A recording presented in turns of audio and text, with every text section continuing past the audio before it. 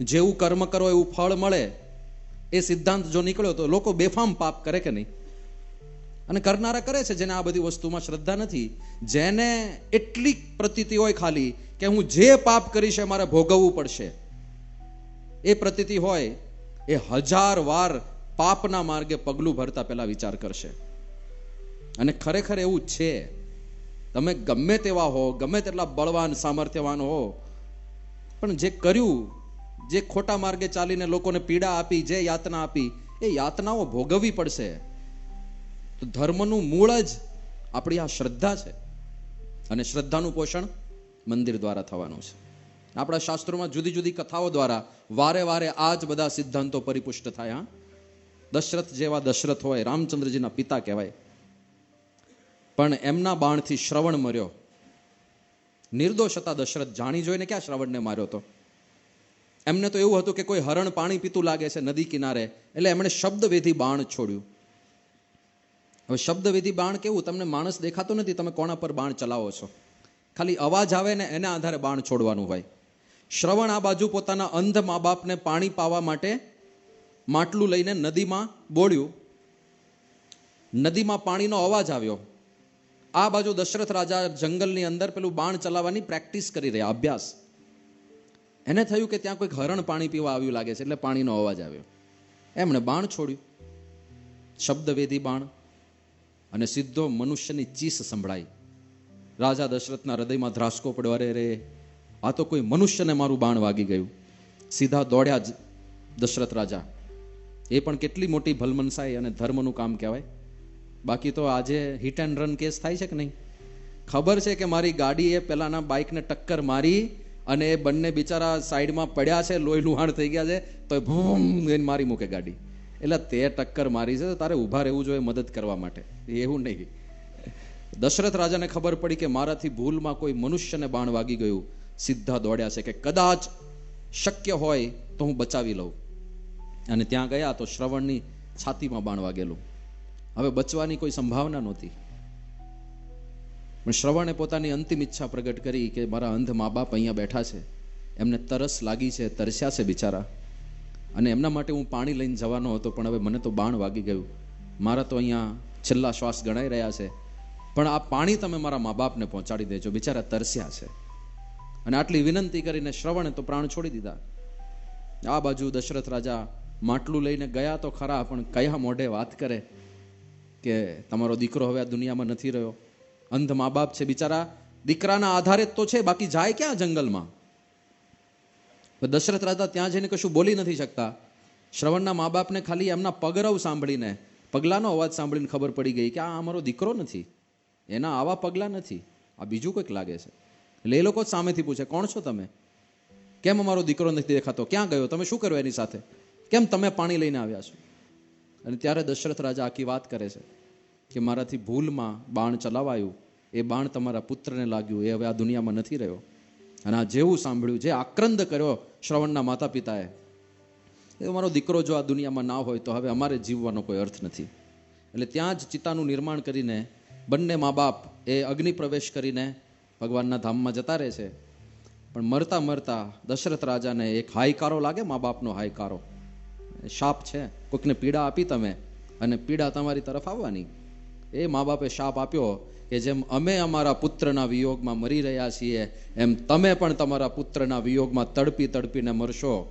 અને જ્યારે તમારું મૃત્યુ થાય ત્યારે તમારા ગમે તેટલા પુત્ર હોય, પણ એક પણ પુત્ર હાજર નહીં હોય જાઓ. આટલું કહીને શ્રવણના મા બાપનું મૃત્યુ થયું. અને જ્યારે દશરથજી મરતા હતા ત્યારે એમણે આ શાપ યાદ કર્યો હતો.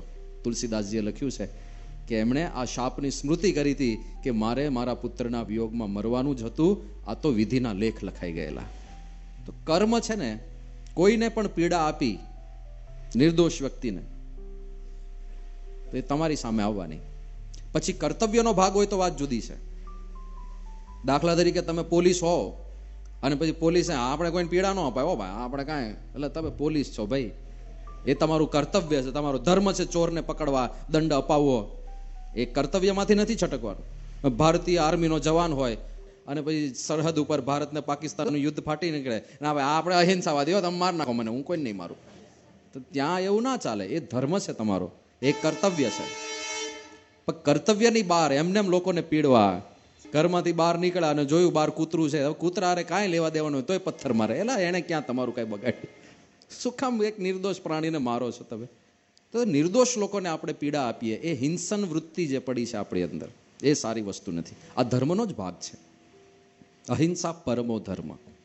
ધર્મ અર્થ કામ અને મોક્ષ માટે મંદિર છે. ધર્મમાં પહેલા શું આવે છે? પહેલી અહિંસા પરમો ધર્મ. કોઈની પણ હિંસા ના થાય.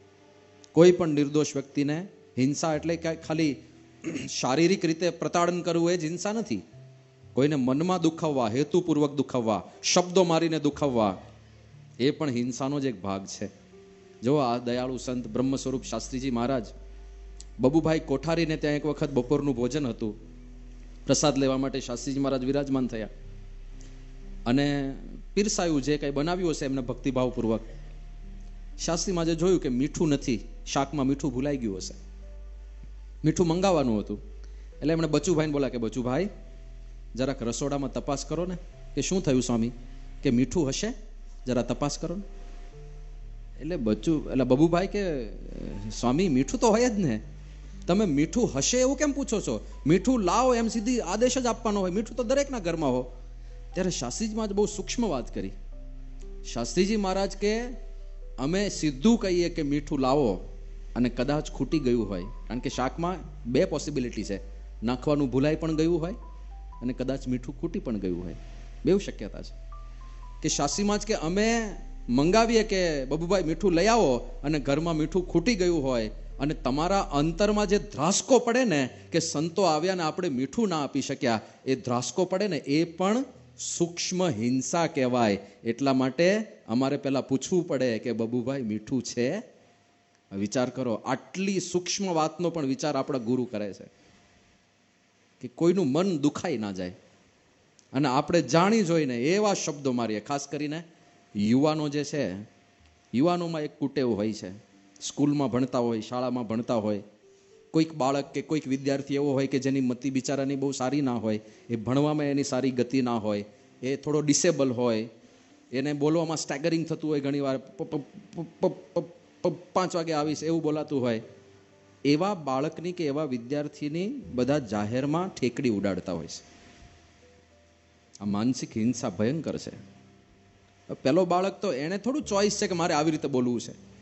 એ કોઈ કર્મના ફળ રૂપે કદાચ એનામાં એ દોષ આવ્યો હશે, પણ બધા ભેગા થઈને એની ઠેકડી ઉડાડે. તમારે ખાલી એટલો જ વિચાર કરવાનો, એની જગ્યાએ જો હું હોઉં તો મારી શું હાલત થાય.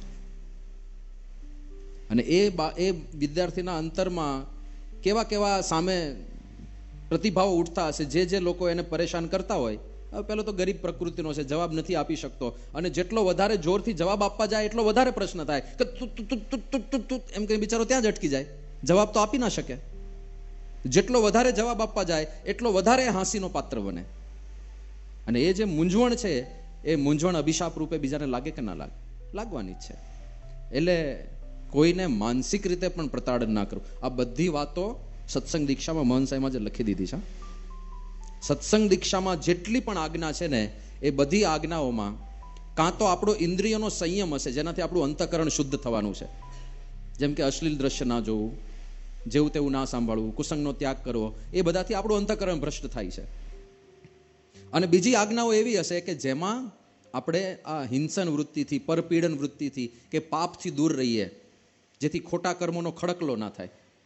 દરેક વસ્તુ આમાં જ જશે. ના પાડી છે કે માંસાહાર ન કરવો, ઈંડા ન ખાવા, શું થાય છે? હિંસા થાય છે. નિર્દોષ પ્રાણીઓની હિંસા થાય છે. વ્યભિચારની ના પાડી, એમાં પણ ના માનસિક હિંસા જ છે ને. કે જે પાત્ર સાથે તમારો વિવાહ થયો છે એની સિવાય બીજા કોઈનો વિચાર ના કરવો.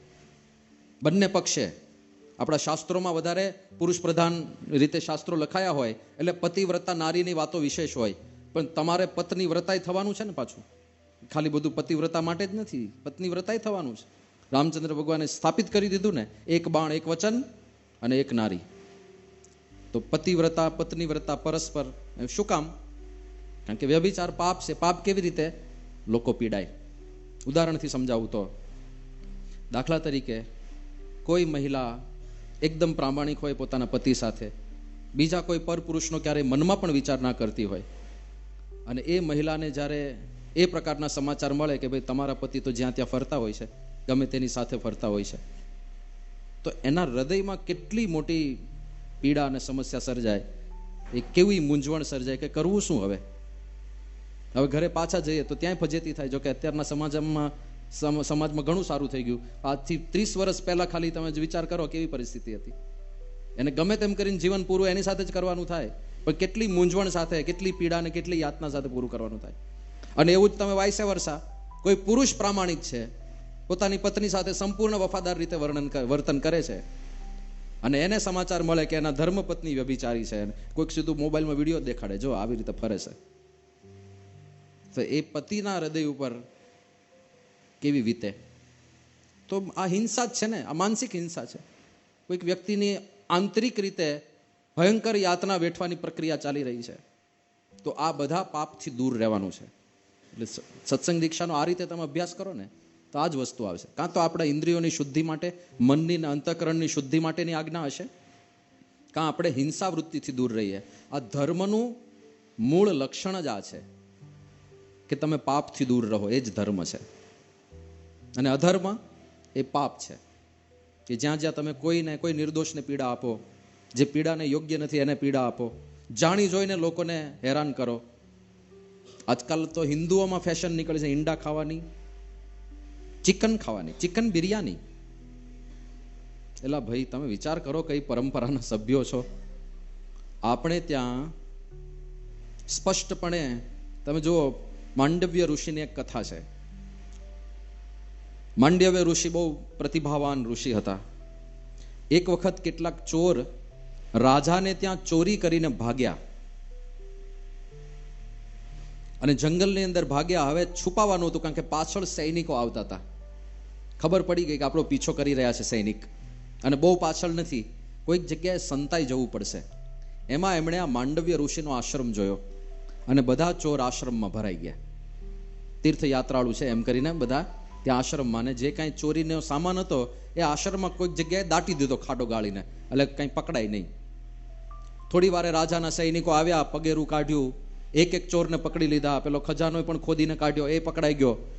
ચોરને પકડીને લઈ ગયા, એની સાથે માંડવ્ય ઋષિને પકડીને લઈ ગયા, ટોળામાં ભેગા ને ભેગા. પેલો માંડવ્ય ઋષિ કે મને તો કઈ ખબર જ નથી. એ તો બધા ચોર એવું જ કે મને ખબર નથી.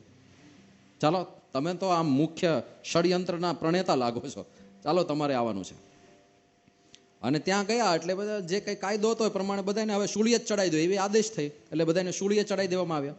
હવે શૂળી શું છે? એકદમ અણીદાર શૂળી હોય, જેમ સોય હોય ને, સોય અણીદાર એવી શૂળી હોય.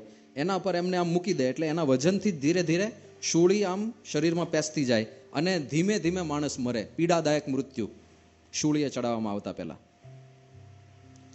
તો માંડવ્ય ઋષિ એ તો શૂળી ઉપર પલાઠી વાળીને બેઠા, ધ્યાન કરવા માંડ્યા. બીજા બધા ચોર 5-10 કલાક થઈ તો પેલી શૂળી ધીરે ધીરે અંદર જાય, બીજા બધા મરી ગયા. સવાર થઈને બધા લેવા ગયા કે ભાઈ હવે તો બધા મરી ગયા હશે, ચલો બધાને અંતિમ સંસ્કાર કરીએ. માંડવ્ય ઋષિ એમને બેઠા હતા પલાઠી વાળીને શૂળી ઉપર, ધ્યાનસ્થ અવસ્થામાં. અને બધા સૈનિકોએ એકદમ દુઃખ વ્યક્ત કર્યું, ઓહો, આપણે તો કોઈ સંત મહાત્માને ભૂલમાં પકડી લાવ્યા. કારણ કે પાપી માણસ હોય તો શૂળીથી મરી ગયો હોય, આ પાપી નથી, આ તો પરમ પવિત્ર સંત લાગે છે. એટલે તાત્કાલિક રાજાને બોલાવવામાં આવ્યા. અને રાજાએ, ઓહો, મુનિવર વંદન છે તમને. મુનિવર કે વંદન પછી કરજો, પેલા ઉતારો મને અહીંથી, હવે અહીંયા લટકાઈ રાખ્યો છે કાલ રાતથી. તે પછી શૂળીમાંથી બહાર કાઢવા પ્રયત્ન કર્યો, પણ શૂળીની જે અણી હતી એ શૂળીની અણી માંડવ્ય ઋષિને પાછળ વ્યવસ્થિત અંદર જતી રહેલી. એ અણી કોઈ રીતે નીકળતી નહોતી. બધા સૈનિકોએ ખૂબ પ્રયત્ન કર્યો કે આ ઋષિને બહાર કાઢીએ, પેલામાંથી શૂળીમાંથી બહાર કાઢીએ. પેલી શૂળી નીકળે જ નહીં. પછી છેવટે શું કર્યું? એટલે અંદર ગયેલી શૂળી બહાર નહોતી નીકળતી, એટલે શૂળીને કાપી નાખી.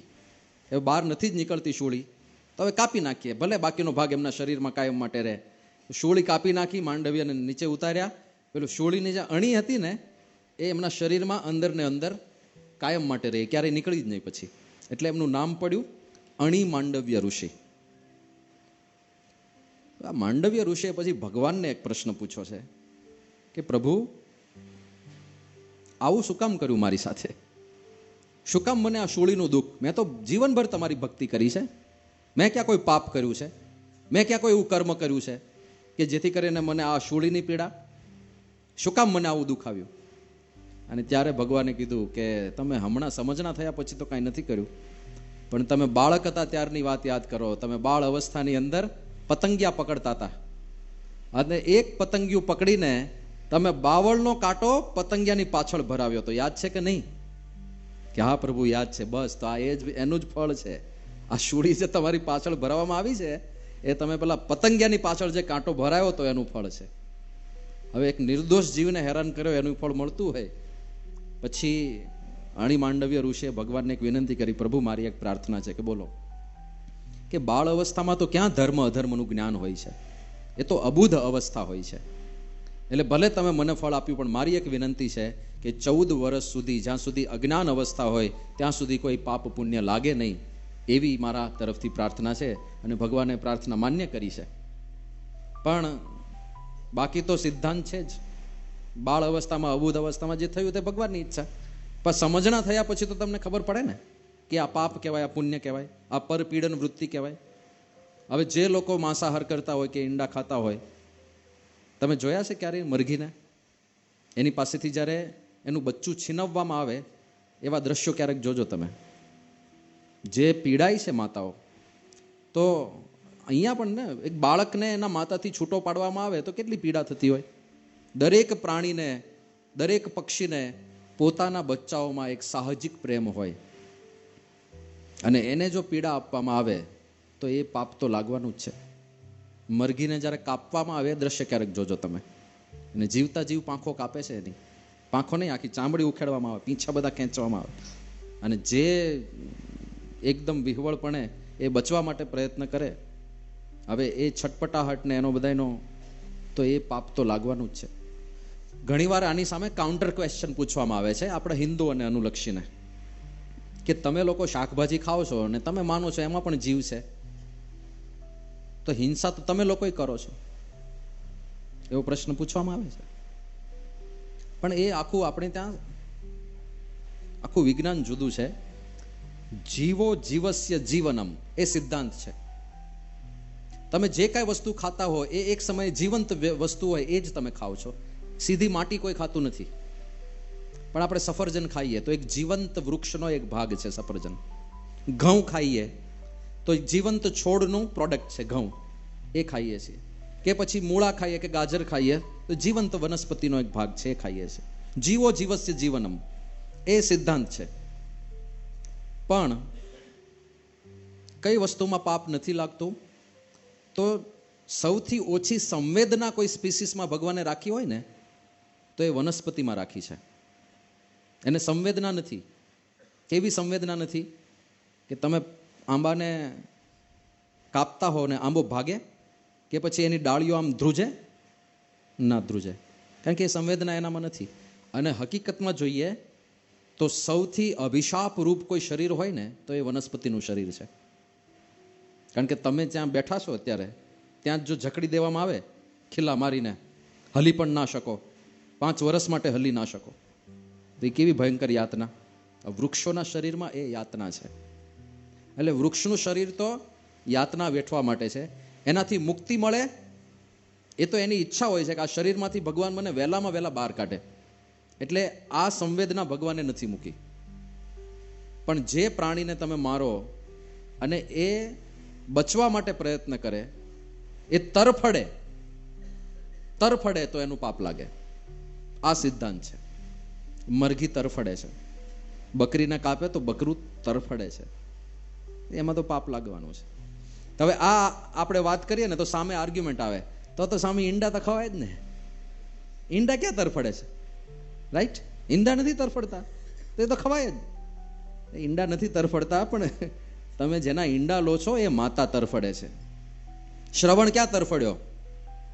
દશરથ રાજાએ શ્રવણને બાણ માર્યું. શ્રવણ તો સ્થિર હતો.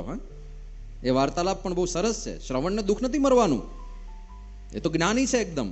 એ જન્મ્યો છે ને એક દિવસ મરવાનું છે, શરીર છોડીને બહાર નીકળવાનું છે. તો શ્રવણ તરફડતો નથી, એ દશરથને કશું કહેતો પણ નથી. પણ એના મા બાપ તરફડ્યા ને. જેના ઈંડા લેલાવવામાં આવે છે એ પક્ષીઓ તરફડે છે. હું સારંગપુરમાં એક વખત બીમાર હતો, આરામ કરવા માટે એક રૂમની વ્યવસ્થા કરી. સાધારણ રીતે સંતો જે ટ્રેનિંગમાં રહેતા હોય એ આપણે જનરલ ડોર્મેટરીમાં જ સંતો રહે. એક ડોર્મેટમાં 12, 13, 15 સંતો એક સાથે બાજુબાજુમાં બધા રહેતા હોય એ રીતની વ્યવસ્થા ત્યાં આશ્રમની અંદર હોય. પણ કોઈક બીમાર હોય તો આરામ વિશેષ થાય એટલે એક રૂમની વ્યવસ્થા કરી હતી. રૂમમાં હું ગયો એટલે મેં હવા ફેર માટે બારી ખોલી તો ત્યાં છજ્જુ નીચે છે, લગભગ 1.5 ફૂટ નીચે. ત્યાં કબૂતરે માળો કરેલો અને કબૂતર ત્યાં બેઠું હતું. હવે બારી ખોલી અને તમે વિચાર કરો, પેલું છૂટું કબૂતર છે, પાળેલું કબૂતર નથી. તો બારી ખોલો એટલે તો ઉડીને છૂ થઈ જાય ને તરત જ. ડરનું માર્યું કે હારું કોઈક છે, કોઈક પકડી લેશે મને. એ બેસી રહ્યું ત્યાં જ અને એટલું નજીક હતું, હું આમ પકડી લઉં એને તરત જ પકડીને હાથમાં લઈ શકું એટલું નજીક, તો પણ ઉડ્યું નહીં અને ધ્રુજતું હતું રીતસર. એની આંખ પોળી થઈ ગઈ હતી, ગભરાયેલું હતું. મને થયું કે બિચારું કાં તો ઘરડું થઈ ગયું હશે કાં તો બીમાર હશે એટલે ઉડી નહીં શકતું હોય. પણ ગભરાયેલું હતું એટલે મેં તરત બારી બંધ કરી દીધી. પછી બપોરે ભોજન આવ્યું જમવાનું, એટલે મને થયું કે પેલું કબૂતર બિચારું બીમાર છે, ઉડી નથી શકતું, તો બેઠા બેઠા ભોજન મળી જાય. મેં રોટલીનો એક ટુકડો સાચવી રાખ્યો અને હળવેક દઈને બારી સહેજ આમ ખોલી, એ ગભરાઈ ના જાય એ રીતે. રોટલીનો ટુકડો સરકાવી દઉં. બારી ખોલી તો કબૂતર ત્યાં હતું નહીં. એટલે ઘરડું પણ નહોતું અને ઉડી નથી શકતું એવું પણ નહોતું. એ તો ઉડીને કંઈક ગયું હતું. મેં આખી બારી ખોલી, કબૂતર તો હતું જ નહીં. તો પછી ઉડ્યું કેમ નહીં મેં જ્યારે બારી ખોલી ત્યારે? કારણ કે ત્યાં કબૂતરના 2 ઈંડા હતા માળામાં. એ પોતાના ઈંડા ઉપર બેઠું હતું. અને કેવા વિચારો હશે એના કે આ બારી ખોલી છે કોઈક માણસે, મારા ઈંડા કદાચ લઈ લેશે તો મને ભલે લઈ લે, મને ભલે પકડીને મારી નાખે, પણ મારા ઈંડા સુધી હું આ વ્યક્તિને નહીં પહોંચવા દઉં. પોતે ગભરાયેલું હતું, એની આંખો વિસ્ફારિત થઈ ગઈ હતી, વ્યવસ્થિત ધ્રુજતું હતું, પણ મારા ઈંડા સુધી તો હું નહીં જ પહોંચવા દઉં. એક કબૂતરને પોતાના ઈંડા પ્રત્યે આવી ભાવના હોય અને એ ઈંડા કોઈક ખાય તો એની હાય ના લાગે? એ પક્ષીની હાય ના લાગે? એટલે આ બધું વિજ્ઞાન છે આપણે ત્યાં. એટલે ધર્મના માર્ગે પહેલું આ છે, અહિંસા પરમો ધર્મ. કોઈ પણ જીવની, નિર્દોષ પ્રાણીની હિંસા એ આપણે ના કરાય. અને જાણી જોઈને તો ક્યારેય કોઈને દુઃખી પણ ના કરાય. એવા શબ્દો બોલવા કે જેથી બીજાને દુઃખ થાય, બદલો લેવા માટે. એટલે શું કામ એવા બદલાની ભાવના રાખો છો? આપણે ત્યાં તો સહન કરવાની વાતો છે, ક્યાં બદલા લેવાની વાત છે? બીજો હેરાન થાય એના માટે જ સ્પેસિફિક શબ્દો બોલવામાં આવે છે ઘણીવાર, જેને આપણે કટાક્ષ કહીએ છીએ, જેને આપણે મેણાટોણા કહીએ છીએ. શું કામ મેણાટોણા? તો બીજાને દુઃખી જ કરવો છે ને, એના મનમાં વલોપાત થવો જોઈએ. શું કામ વલોપાત કરાવવાનો બીજાને?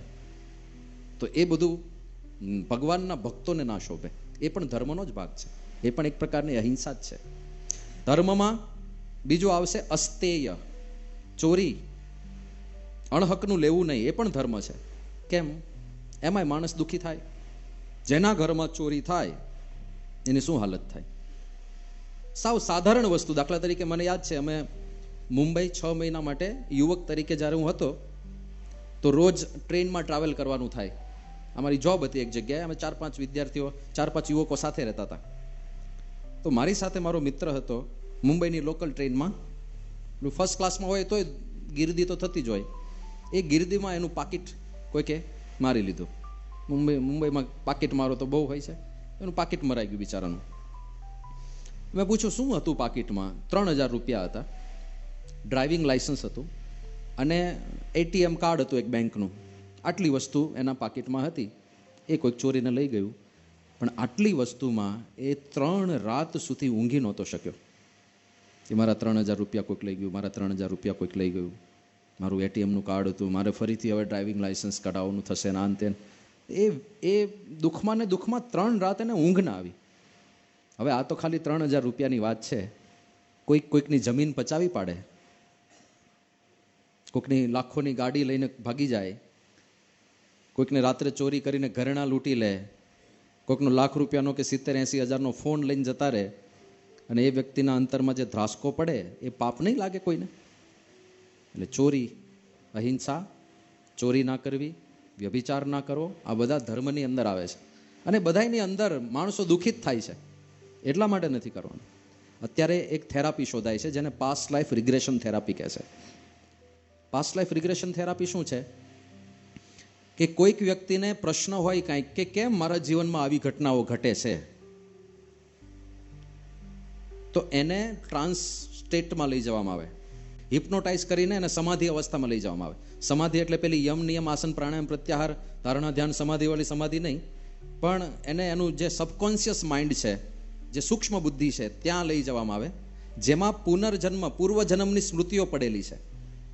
અને ગયા જન્મમાં એણે એવું કયું કામ કર્યું છે જેને લીધે આ જન્મમાં એને આવો અનુભવ થાય છે, એનું આખું વિજ્ઞાન છે. આ બધા ડૉક્ટરો આને સ્વીકારતા નથી, કારણ કે ખાસ કરીને હિન્દુ ધર્મ સિવાયના જે ડૉક્ટરો હોય પરદેશમાં તો એ જ બધા છે, તો એ આ સિદ્ધાંતને સ્વીકારે તો સીધો પુનર્જન્મ માન્ય થઈ ગયો, અને એના ધર્મના તો પુનર્જન્મ માન્ય જ નથી, એટલે બધા ડૉક્ટરો સ્વીકારતા નથી. પણ ભારતમાં આ વસ્તુની પ્રેક્ટિસ થાય છે. દાખલા તરીકે એક ભાઈને પ્રશ્ન હતો કે મને કેમ સહેજ પણ ઊંચાઈ ઉપર જાવ તો બીક લાગે, હું મારા ઘરના પહેલા માળની ગેલેરીમાં ઊભો ના રહી શકું. ગેલેરીમાં ઊભો હોવા આગળ રેલિંગ હોય તોય બીક લાગે, પડી જઈશ તો. પાસ્ટ લાઈફ રિગ્રેશન થેરાપી કરાય તો ખબર પડી કે એની આગળના જન્મમાં એનું હાઈટ ઉપરથી પડવાથી મૃત્યુ થયું હતું. એટલે થોડી પણ ઊંચાઈ ઉપર જાય એટલે એને તરત બીક લાગવા માંડે. એને ચોખ્ખું યાદ નથી કે હું હાઈટ ઉપરથી પડીને મર્યો હતો, એના સંસ્કારો છે એટલે હાઈટની બીક લાગવા માંડે. તો આ બધું પૂર્વજન્મ સાથે કનેક્ટેડ હોય છે. પણ આ પાસ્ટ લાઈફ રિગ્રેશનમાં ઘણી વખત કોણ શું બન્યું એ બધી ખબર પડે, કે ગયા જન્મમાં કોણ હતું ને આ જન્મમાં કોણ છે. દાખલા તરીકે એક બેન એને આ પાસ્ટ લાઈફ રિગ્રેશન થેરાપી કરાવી, એનો પ્રશ્ન એ હતો કે મારી નણંદ મને બહુ હેરાન કરે છે, ભયંકર રીતે હેરાન કરે છે. લગભગ બધા ઘરમાં થોડું આવું હોય છે, ક્યાંક નથી પણ હોતું. પણ કે મેં એનું કંઈ બગાડ્યું નથી, હું એને કંઈ ક્યારે કહેતી નથી, હું ફૂલ સપોર્ટિવ છું, એને જે કરવું એ કરવા દઉં છું, એને મદદ કરવા પ્રયત્ન કરું છું. પણ ખબર નહીં શું થઈ ગયું છે એને, કે મારા સાસુ બહુ સારા છે, મારા માતા જેવા મારા સાસુ છે. એ બહુ દુર્લભ વસ્તુ છે. સત્સંગ દીક્ષામાં તો મોહન સાહેબ મહારાજે એવું જ કીધું છે કે દરેક સાસુ સસરાએ પુત્રવધૂને પોતાની દીકરીની જેમ જ રાખવી, અને દરેક પુત્રવધુએ સાસુ સસરાને પોતાના સગા માતા પિતાની જેમ જોવા.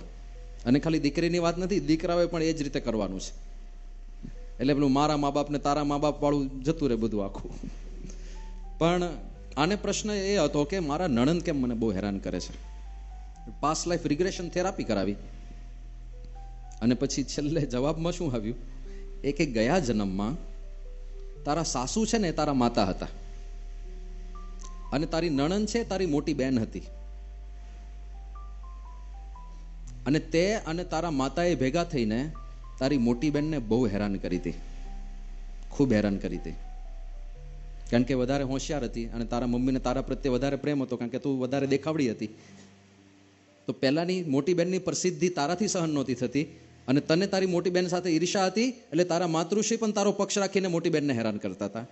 જીવનભર તારી મોટી બહેન હેરાન થઈ છે, કશું બોલી નથી, સહન કર્યું છે. હવે આ જન્મે એ તારી મોટી બહેન એ જ નણંદ થઈને આવી છે, તને હેરાન કરે છે, અને તારી માતા એ તારી સાસુ બની છે એને હેરાન કરે છે. હવે આવું બધું નીકળે. લો, કર્મનો સિદ્ધાંત જ આવ્યો ને સીધો જ. કોઈ પણ વ્યક્તિને હેરાન કરો તમે તો એ કોઈક ને કોઈક રૂપે હેરાન થઈને આવવાનું જ છે. એમાં હું હવે ચોરીની વાત કરતો હતો કે ચોરી કેમ ના કરવી. એમાં એક કિસ્સો એવો છે કે એક ભાઈ ગયા, પતિ પત્ની બંને ગયા, પાસ્ટ લાઈફ રિગ્રેશન થેરાપિસ્ટ પાસે ગયા. ત્યાં જઈને વાત કરી કે ભગવાને અમારી સાથે આવું કેમ કર્યું, કે શું કર્યું, કે અમને સંતાન તો આપ્યું, પણ અમારો દીકરો મંદ બુદ્ધિ છે, અને એવો મંદ બુદ્ધિ, નથી બોલતો, નથી કાંઈ સમજતો, બસ ખાલી પ્રાણ છે એના ખોળિયામાં એટલું જ, બાકી બોલી નથી શકતો, કાંઈ સમજી નથી શકતો. અમારે બધી પ્રવૃત્તિ અમારે કરાવવી પડે, સંપૂર્ણ અમારા ઉપર નિર્ભર, અને એને લીધે અમે ધર્મપત્ની કે પતિ કંઈ બહાર પણ નથી જઈ શકતા, કોઈ જગ્યાએ નથી જઈ શકતા. કંઈક જઈએ તો આને લઈ જવો પડે, અખંડ ભેગો રાખવો પડે, કાં તો એની બાજુમાં કોઈકને સતત રહેવું પડે. ભગવાને અમારી સાથે આવો અન્યાય કેમ કર્યો? અમારે એ જાણવું છે કે કેમ અમારી સાથે આવું થયું. કારણ કે ખાલી કારણ ખબર પડે ને તોય ધરપતરે ઘણી, કે આ કારણથી છે, સકારણ છે, વિના કારણ નથી. એમ તમને કોઈક એમને લાફો મારી જાય તો દુઃખ વધારે થાય. પણ ખબર પડે કે તમે આ બાઇક ચલાવી તો ભૂલમાં એણે શાકભાજી ખરીદેલી એ થેલી ઉપર બાઇક ચલાવી દીધી, અને તમને એમ કે મારી શાકભાજી તે આખી ચેપી નાખી, એમ કરીને લાફો મારે, તો બે લાફામાં ફેર છે ને. એક લાફામાં તમને ધરપત રહે કે ભાઈ મેં ભૂલ કરી છે, એટલે લાફો ખાતો, બરાબર છે, વાંધો નહીં વાંધો નહીં. અને બીજામાં એમને વળગાડી આ નીકળ, શું કર્યું મેં ભાઈ, શું કામ મારે છે? પેલા વનેચંદની વાત કરે છે ને શાહબુદ્દીન, વનેચંદ એ શાહબુદ્દીનનું ફેવરિટ પાત્ર છે હાસ્ય કલાકાર માટે, કે સ્કૂલની અંદર કોઈ પણ કઈ તોફાન મસ્તી કરે તો નામ વનેચંદનું આપી દે બધા વિદ્યાર્થીઓ. તો એક વખત શાળાની અંદર બેન્ચ બધાએ તોડી નાખી હશે. શિક્ષક આવ્યા, પૂછ્યું કે આ બેન્ચ તોડી, સ્કૂલની પ્રોપર્ટીને નુકસાન કરો ખબર નથી પડતી, કોણે બેન્ચ તોડી? બધાએ નામ આપ્યું વનેચંદનું. વનેચંદ તો ક્લાસમાં હાજર નહોતો બિચારો, એ તો જે આવ્યો નહોતો. એ વનેચંદે કે ક્યાં ગયો વનેચંદ? કે ગયો હશે, બાથરૂમમાં ગયો હશે, હમણાં આવશે. 2 મિનિટ થઈ એટલે વનેચંદ બિચારો આવ્યો. જેવો વનેચંદ આવ્યો, શિક્ષકે એમ બોલાવ્યો, અહીંયા આવ બેટા. અને ધાડ ધાડ ધાડ ધાડ 3-4 લાફા મારી દીધા. જા બેસા તારી જગ્યાએ. વનેચંદ બિચારો ગાળ ચોલતો ચોલતો બેઠો એની જગ્યાએ. એને મનમાં શંકા કરું, મને માર્યો શું કામ ટીચરે? એટલે એના બાજુના વિદ્યાર્થીને પૂછ્યું કે સાહેબે મને માર્યો કેમ? એ કે જો એમાં એવું થયું હતું, તું આવ્યો ને એ પહેલા અમે આ બધા બેન્ચથી રમતા હતા, એમાં બેન્ચ તૂટી ગઈ. સાહેબે આવીને પૂછ્યું કે આ બેન્ચ કોણે તોડી? એટલે અમે બધાએ તારું નામ આપ્યું અને એટલે તને સાહેબે માર્યો. મને કે ઓહો, તો વાંધો નહીં, બાકી આપણને કોઈ એમને ન મારી જવું જોઈએ. એટલે એમને જ મારી. પણ કારણ ખબર પડે તો આ લોકો ગયા કે અમારે ત્યાં આવા સંતાનનો જન્મ કેમ થયો. તો આખી થેરાપી હવે કંઈ 2 મિનિટમાં તમને કહી ના દે, અંતર્યામી ના હોય, એની બહુ લાંબી પ્રોસેસ છે. કારણ કે તમારા અનંત જન્મોમાંથી, આમ તો અસર તો છેલ્લા 3-4 જન્મોમાંથી જ કોઈક જન્મની હોય, એમાંથી એને લોકેટ કરવું પડે કે કઈ ઘટનાની અસર છે. એટલે એક એક ઘટના કરીને આગળ વધવાનું. તો બહુ લાંબી પ્રોસેસ છે આખી. પણ આખી પ્રોસેસ પૂરી થઈ અને પ્રોસેસના પરિણામ રૂપે પેલા થેરાપિસ્ટે એવું કીધું કે જો આખી પરિસ્થિતિ એવી છે કે તમે ને તમારા ધર્મપત્ની બંને ગયા જન્મમાં બંને પુરુષો હતા અને બંને ઠગ હતા, અને તમે ઠગાઈ કરીને ઘણા બધા લોકોની જમીન પચાવી પાડી હતી. કે તમારી 3 જણનું ગ્રુપ હતું, એમાં તમે ને તમારા ધર્મપત્ની 2 દાદાગીરી માથાભારે તત્વો હતા, અને તમારી સાથે એક બુદ્ધિશાળી યુવક હતો જેને બધે કાયદાની સમજ હતી. કોઈકની જમીન પચાવી પાડવી હોય તો કેવી રીતે કાયદાની આંટુઘૂંટી ઊભી કરવી, કેવી રીતે નકલી દસ્તાવેજ ઊભા કરવા, કેવી રીતે અસલી દસ્તાવેજ ખોટા છે એ સાબિત કરવું, એ બધું કામ તમારી સાથે એક ત્રીજો પાર્ટનર હતો, બુદ્ધિ એની. અને એ બુદ્ધિ વાપરવામાં કંઈક ધાક ધમકી આપવાની થાય, કોઈકને મારવાના થાય, તો દાદાગીરી તમારા બેની. તમે 3 જણની મંડળીએ ભેગા થઈને 8 થી 10 જણની વારસાગત સંપત્તિ આખી પચાવી પાડી હતી. વિચાર કરો, મેં જે વાત કરી ને, 3000 રૂપિયાનું પાકીટ કોઈનું ચોરાઈ જાય અને એ માણસ 3 દિવસ સુધી ઊંઘી ના શકતો હોય, જેની બાપ દાદાની વારસાગત બધી સંપત્તિ કોઈ આવા કાયદાની ઉલજ ઊભી કરીને પચાવી પાડે, એ માણસની શું હાલત થાય? રાતોરાત રસ્તા ઉપર આવી જાય, એને ખબર પડે કે 25 વર્ષથી જે ઘરમાં રહું છું એ ઘર મારા નામે છે જ નહીં, એ તો કોઈક બીજાનું છે, અને તાત્કાલિક ખાલી કરાવી દેવામાં આવે. કેટલી પીડા થાય, યાતના, આખા પરિવારના હૃદય ઉપર કેટલી પીડા વીતે. તો કે આ 8 થી 10 જણની બધી પ્રોપર્ટી તમે પચાવી પાડી હતી, એ બધાની હાઈ લાગી છે તમને, એટલે તમને આવું સંતાન મળ્યું છે. એટલે ભોગવવાનું જ છે, આનો કોઈ ઉપાય નથી, તમારે હેરાન થવાનું જ છે જીવનભર. તો પછી આ લોકોએ પ્રશ્ન પૂછ્યો કે અમે 2 તો ઠગ હતા, પણ અમારી સાથે ત્રીજો પાર્ટનર હતો જેની બુદ્ધિથી આ બધું અમે કરતા હતા, એનું શું થયું હશે? કે એ જા તમારો દીકરો આજે આવ્યો છે, આ મંદ બુદ્ધિ વાળો, આ ત્રીજો પાર્ટનર છે તમારો, એ ગયા જન્મે બહુ એને બુદ્ધિ ચલાવી, એટલે આ વખતે ભગવાને 4 બાજુ તાળા મારીને મોકલ્યો છે. એટલે હવે તમે 3 પાર્ટનર અંદર સમજી લો જે સમજવું. પણ ધર્મના મૂળમાં આ બધા સિદ્ધાંતો છે, અને બધા સાચા સિદ્ધાંતો છે, તો જ આ જીવન સમજાશે, બાકી નહીં સમજાય. પ્રશ્ન થાય છે ને ઘણી વાર કે કેમ કોઈકની બુદ્ધિ બહુ વધારે છે, કેમ કોઈકને ઓછી બુદ્ધિ મળી, કેમ કોઈક બહુ રૂપવાન છે, કેમ કોઈક ઓછા રૂપવાળો છે, કેમ કોઈક સમૃદ્ધ માણસને ત્યાં જન્મ્યો, કોઈક કેમ ગરીબ માણસના ઝૂંપડામાં જન્મ્યો. આ બધા ભેદભાવો કેમ નાનપણથી? તો એ કર્મના સિદ્ધાંતને આધારે જ બધું થાય છે. જેવી કરણી એવી ભરણી, એ છે જ, એના આધારે જ બધું મળે છે. પણ પછી અત્યારે જે પરિસ્થિતિ હોય તે, જે પૂર્વકર્મને આધારે જે શરીર મળ્યું તે, હવે શું કરવું એ આપણા હાથમાં છે. એમાં પૂર્વકર્મ કામ નથી કરતા, એ નિર્ણય આપણો છે. હવે ધર્મના માર્ગે ચાલવું કે ના ચાલવું એ નિર્ણય આપણો છે.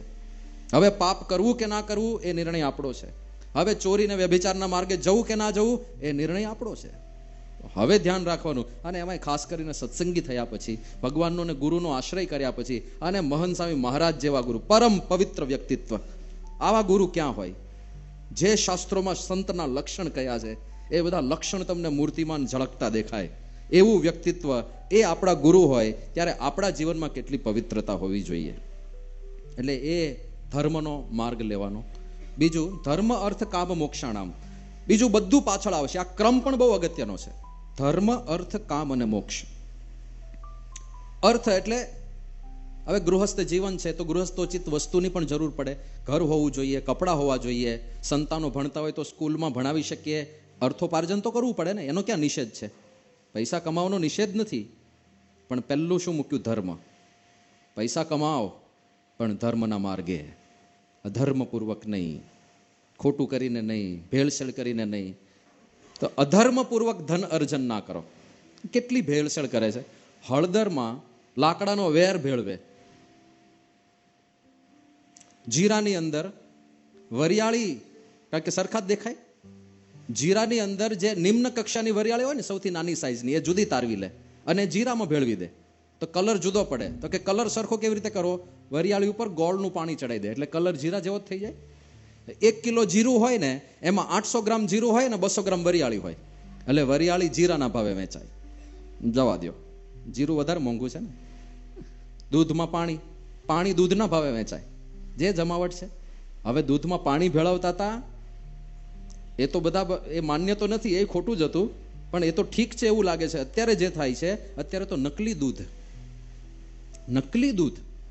1 કેન ભરીને પાણી હોય, એમાં ખાલી 1 ગ્લાસ કેમિકલ નાખે અને આખું કેન દૂધ જેવું દેખાય. એની સુગંધ દૂધ જેવી આવે, એનો સ્વાદ દૂધ જેવો આવે, પણ એમાં દૂધનું એક ટીપું પણ નથી. હવે આવા ધંધા કરે છે જે લોકો, એને કેવા પાપ લાગશે? કારણ કે માતાઓ પોતાના દીકરાને એ દૂધ પાય છે, એને ખબર નથી એના દીકરાને શું પાઈ રહી છે. એને કે મારો દીકરો પુષ્ટ થાય, મારો દીકરો મજબૂત થાય, બળવાન થાય, લે બેટા દૂધ પી લે, દૂધ પી લે. અરે દૂધ છે જ નહીં. પણ હવે આ ધંધામાં જે સંડોવાયેલા છે, નકલી ઘી બનાવવાની ફેક્ટરીઓ પકડાય, તમે છાપા વાંચતા હશો, નકલી ઘી બનાવવાની ફેક્ટરીઓ. ડાલડા, પેલા વનસ્પતિ તેલમાંથી એવું કેમિકલ નાખે, સીધું ઘી. અમે પૂના હતો ત્યારે મને સમાચાર મળ્યા કે પેલું આપણે બધા રેસ્ટોરન્ટમાં બળેલું તેલ વધ્યું હોય ને છેલ્લે, કાળું કાળું તેલ, એ તેલ લોકો લઈ જાય છે અડધા ભાવે કે 30% ભાવે. આવું તેલ તો શું કામમાં આવતું હશે? તો એક જાણકારે મને વાત કરી કે સ્વામી, કેમિકલ આવે એવું કે કાળું બધું બળેલું તેલ હોય, એમાં 2 ટીપા કેમિકલ નાખો એટલે તાજું ચોખ્ખું તેલ હોય ને એવું દેખાવા માંડે તરત જ. પેલી કાળપ બાળપ બધી દૂર થઈ જાય અને પછી એને ડબ્બામાં ભરીને ફ્રેશ ઓઇલ તરીકે એ ભાવમાં વેચે. હવે આ બધા ધંધા ચાલે છે, એ પાપ નહીં લાગે? તો અર્થોપાર્જન કરવું પડે, વાંધો નહીં, ધર્મપૂર્વક. ધર્મના માર્ગે અર્થોપાર્જન કરતા કદાચ 1000 રૂપિયાને બદલે 500 રૂપિયા મળશે તો એ માન્ય છે, પણ પેલું 1000 વાળું નથી કરવું આપણે. જો અધર્મ આચરણ થતું હોય તો એ માર્ગે નથી જવું. એટલે અર્થોપાર્જન ધર્મના માર્ગે કરો. પછી જે અર્થ આવ્યો, જે શુદ્ધ છે, જે ધર્મના માર્ગે કમાયેલો છે, એમાં પણ થોડી ઘણી અશુદ્ધિ હોય. કદાચ તમે ભેળસેળ નથી કરતા, પણ તમને જે માલ વેચે છે એ ભેળસેળિયો છે. કદાચ તમે અધર્મ નથી આચરતા, પણ તમે જેની સાથે વ્યવહાર કરો છો એ અધર્મ આચરે છે, તો અલ્ટિમેટલી પુષ્ટિ થઈ એની, તમે નિમિત્ત બન્યા. તો એવું અલ્પ પાપ, અજાણતા જે થઈ ગયું હોય, એની શુદ્ધિ માટે દાન છે. આપણે ત્યાં દાનનો મહિમા કયો છે ને, દાનથી 2 ફાયદા થાય છે. એક તો આપણી લોભ વૃત્તિનો નાશ થાય છે, અને બીજું આ થાય છે આપણે ધનની શુદ્ધિ થાય છે. એટલે દાન પણ અવશ્ય કરવું. કદાચ તમને ભગવાનમાં શ્રદ્ધા ના હોય, શાસ્ત્રમાં શ્રદ્ધા ના હોય, કે પછી કોઈક સત્સંગમાં આપવું એવી તમને જરૂર ના લાગતી હોય, વાંધો નહીં, તો બીજી કોઈ જગ્યાએ દાન કરો, પણ દાન અવશ્ય કરવું. તમને ગાયની સેવામાં વધારે શ્રદ્ધા હોય તો ગાયની શ્રદ્ધા, તો ગોદાન કરો, ગો સેવા માટે દાન કરો. તમને એવું લાગે કે અનાથાશ્રમમાં આપવું છે તો ત્યાં દાન કરો, પણ આપણા ધનની શુદ્ધિ માટે દાન જરૂરી છે. તો એ અર્થ થયો. અર્થ પછી હવે જે શુદ્ધ અર્થ કમાયા, એમાંથી તમારી જે કાંઈ ઈચ્છાઓ છે એ ઈચ્છાઓ પૂરી કરો, એમાં વાંધો નથી, પણ એ પણ ધર્મના માર્ગે. એવી ઈચ્છાઓ પૂરી કરો જે શાસ્ત્ર પ્રમાણે હોય. પછી એ પૈસાનો વિનિયોગ તમે અધર્મ આચરણ માટે કરો, ન જોવાનું જોઈએ, ન ખાવાનું ખાઈએ, ન સાંભળવાનું સાંભળીએ, અને અંતઃકરણ ભ્રષ્ટ થાય, તો એ પૈસાનો ઉપયોગ સદુપયોગ નથી. અને પછી છેલ્લે આવે છે મોક્ષ. આ બધું તમે કર્યું પણ મુક્તિની વાત જ ના કરી તો આખું જીવન નકામું. તો તમે વાંદરો હતા કે મનુષ્ય હતા કાંઈ ફરક ના પડે, ગધેડો હતા કે માણસ હતા કાંઈ ફરક ના પડે. ગધેડો જન્મે, એ મોટો થાય, એ ખાઈ પીવે, એને છોકરા થાય, એ મરી જાય. એવું જ એક માણસની કહાની હોય, જન્મ્યો, મોટો થયો, છોકરા થયા અને મરી ગયો. તો પછી ગધેડામાં માણસમાં ફેર શું રહ્યો? ભેંસની કહાની આવી જ હોય, દેડકાની કહાની આવી જ હોય.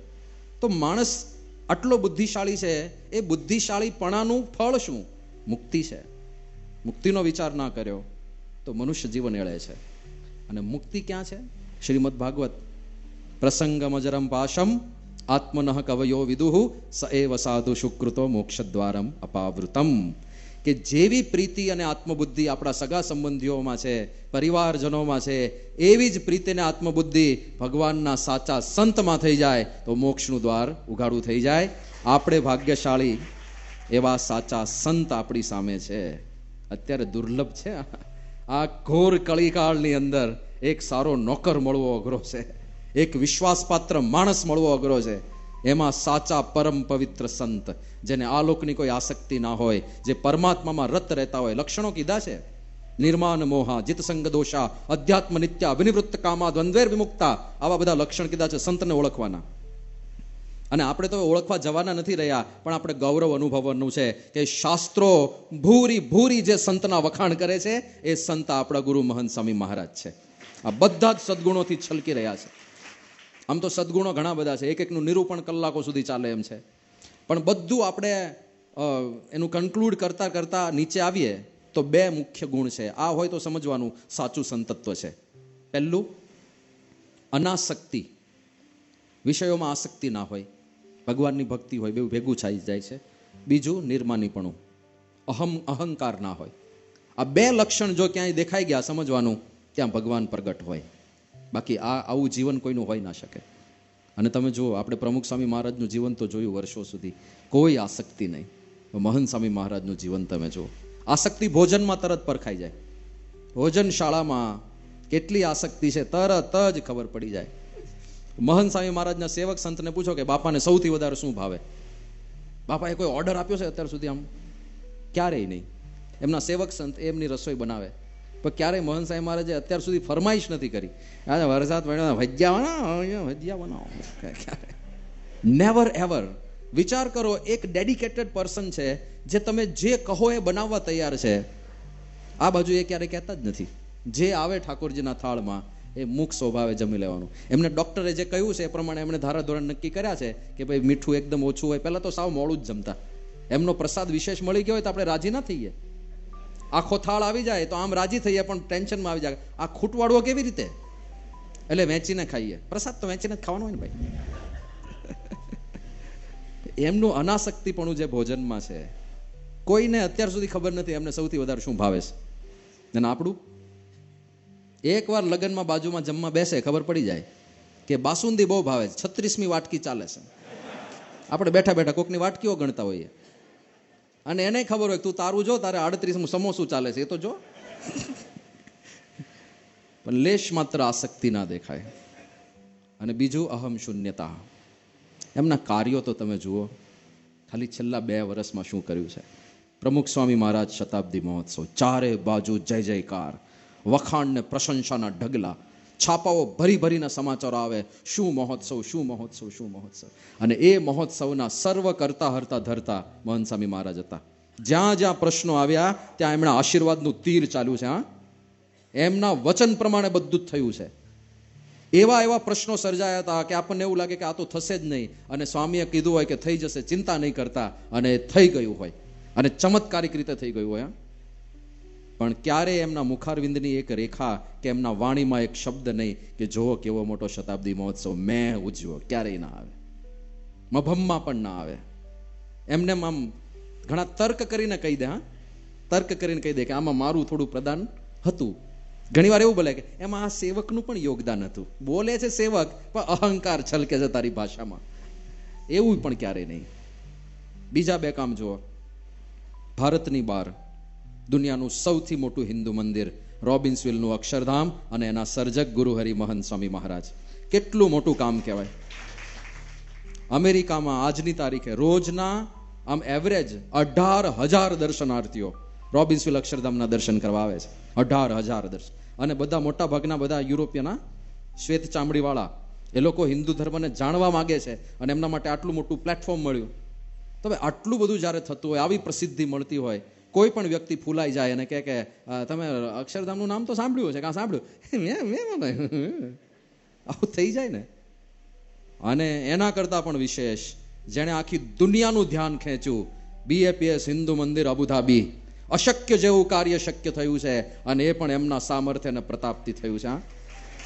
પણ એમાં પણ આટલો પણ અહંકાર નહીં, આટલું પણ નહીં. મોદીજી ઉદ્ઘાટન કરવા માટે આવે અને એમને ચરણ સ્પર્શ કરે, બાપા એમના પર હાથ મૂકે. આપણી જવાય તો આવો ફોટો કઈ હાથ મૂકવાની તો વાત જવા દો, મોદીજીની સાથે ફોટો પાડ્યો હોય એ 17 જણને મોકલી દે, સ્ટેટસમાં રાખીએ, જુઓ હું મોદીજીની બાજુમાં ઊભો છું.